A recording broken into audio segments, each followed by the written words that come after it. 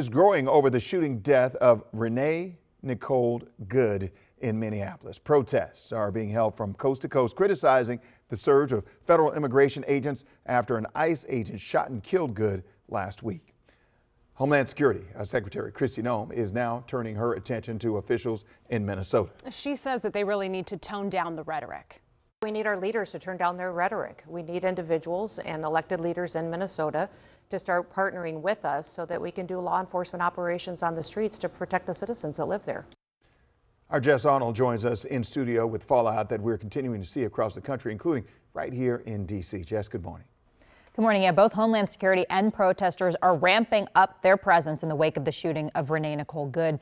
DHS Director, who you just heard from, Kristi Noem, says that hundreds more federal agents are being sent to Minneapolis to carry out what the department is calling the quote-unquote largest immigration operation ever. Meanwhile, protesters here in D.C. are upping the call to resist.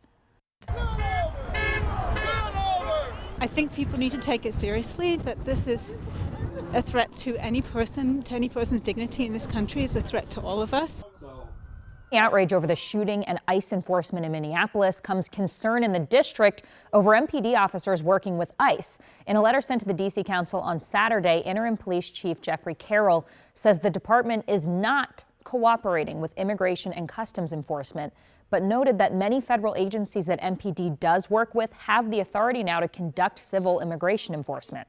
Chief Carroll did not send specific data that the council requested related to information sharing between officers and agents, but will face questions soon at a council oversight hearing next month. Now, back in Minneapolis, the FBI alone is investigating the shooting death of Renee Nicole Good, as the mayor there calls for state officials to be involved.